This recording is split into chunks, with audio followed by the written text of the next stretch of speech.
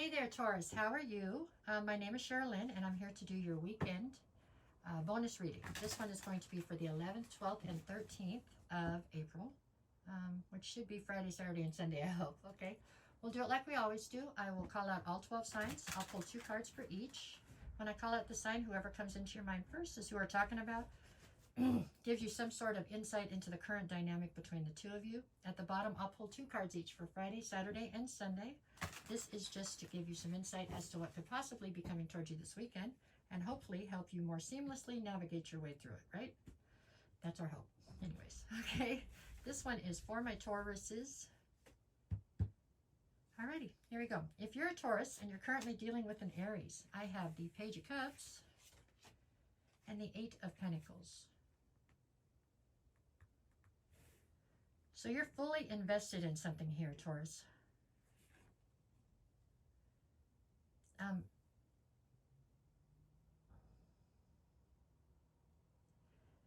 This Aries is viewing you as somebody who's fully invested. I feel like there is some immaturity or unrealistic expectations going on within the dynamic between the two of you. I don't know that I feel like this is romantic. But I do feel like there's a lot of emotion on the line here for some reason. Somebody's acting very immature or very not compromising, uncompromising about a situation where they should be more open-minded is how I feel. Okay, if you are now I got lost on that, Taurus, dealing with another Taurus, so like you're talking to yourself, I have the 8 of Cups and the 9 of Pentacles. Okay, if you were talking to yourself here, what you're telling yourself is that you are incredibly independent. You are where you are because you got yourself there. Nobody else got you to where you are. You've done it pretty much on your own, okay? You can take great pride in that. And it looks like you're trying to tell yourself that there's something right now that's no longer serving you and you need to walk away from it. There's still emotion here, but it's time for you to let something go. Okay, if you are a Taurus dealing with a Gemini, I have the Prince of Swords, so that would be the Knight of Swords, to the World. So this Gemini is viewing you as somebody who has come to the end of a rather painful cycle, it looks like.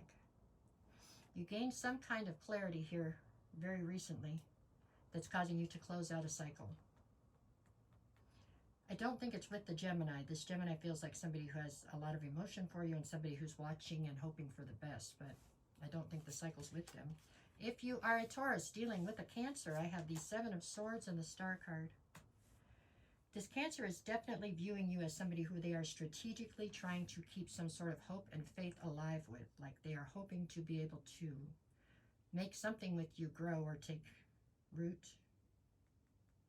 And they're trying to be very strategic in how they're going about it. If you are a Taurus dealing with a Leo, I have the 10 of Cups and the 10 of Wands.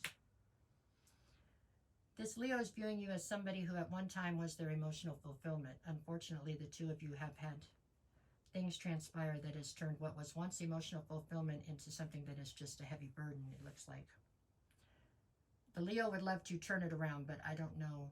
A lot of water's gone under this bridge. It's hard to say which way you go with that. But if you are a Taurus dealing with a Virgo, I have the Lovers and the Knight of Pentacles. There's a ton of confusion when it comes to you and this Virgo. I'm not sure what that's about. It feels deceptive. And it feels like it was the Virgo that was deceptive for you, towards you. You're stubbornly trying to hang in there and build a solid foundation for the two of you, but I don't know. It would depend on if this Virgo could bring it together and be honest, I guess. If you are a Taurus dealing with a Libra, I have the Fool card and the 2 of Wands. This Libra feels as though you're at a crossroads. You've got to pick a path. I do believe this Libra is on one of those 2 paths, so they're hoping you go in their direction, but they're waiting. Wait to see. If you are a Taurus dealing with a Scorpio, I have the High Priestess and the Queen of Cups. This Scorpio is viewing you as somebody who is puzzling to them in general. I don't know that this is romantic or this is just... They just can't figure you out, okay? They don't understand. They just don't understand how you can be so innocent, how you can be so loving, how you can be so loyal, how you can let people cross your boundaries. They just don't get it. They don't understand how you are the way you are, period, okay? If If you are a Taurus dealing with a Sagittarius, I have the Tower and the Page of Wands. So there's a lot of frustration and anger between you and the Sagittarius right now. I feel like you are very angry with them. Something here fell apart. I don't know. I think something got a false start or didn't get any start. I'm not sure, but you're angry. It didn't come together the way you wanted it to, and you're blaming them for it. And the blame may very well need to sit there. That might be their fault, but that's how you feel. If you are a Taurus dealing with a Capricorn, I have the Five of Wands and the Hangman. So there's a sense of competition and conflict with this Capricorn that has you feeling incredibly stuck. That's it. You just feel stuck. I don't know why.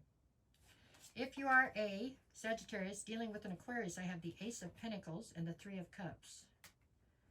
There's a new opportunity here. This Aquarius would love to collaborate with you. Together, they think the two of you could really build something that's financially sound or very profitable. I don't know if you're on board or not. If you are, it does look like a solid opportunity. If you are a Taurus dealing with a Pisces, you have the Strength card and Temperance. There's definitely been some kind of a higher level of commitment, it feels like, between you and this Pisces at one point. Right now, they're viewing you as somebody that they have to be incredibly patient with for some reason, and they're trying to find the strength to do that. So I'm not sure what's happened there, but it looks a little rocky right now. Okay, for Friday, you've got the Eight of Swords and the Ace of Cups. So some sort of new love is coming towards you, or a love is coming around to try again or something. You have a cup full of love, okay? But you're restricted by your thoughts. I feel like something attached to this love that you have right here is something you know is not right. And for example, would be maybe this person's already taken, or there's something here that's ethically for you not right. But you're tempted, okay? Saturday, I have the Death card and the Four of Pentacles. Boy, you're hanging on for dear life to something that you need to let go because it's a transformation you're holding up on Saturday. You just need to cut something loose. You don't want to. Sunday, I've got the Ace of Wands and the Ten of Swords, yeah. If you don't cut it loose, it's going to betray you, it looks like, or it's already done that and you're going to figure it out. Looks like there's a fair amount of anger and frustration come Sunday. Probably most of the anger is focused on yourself because you didn't walk away when you were supposed to. Okay? That is how I see that. Of course, this is just on the current trajectory. You can change things if you want to. I don't know. There you go. This was for my Tauruses. I will be back no later than Sunday with your weekly readings. And I don't know, if you're looking for a private reading, send me a message. I'll get you the details. Other than that, just go have a great week. Okay, Taurus? Just do it. Just have fun. All right. There you go, guys. Take care.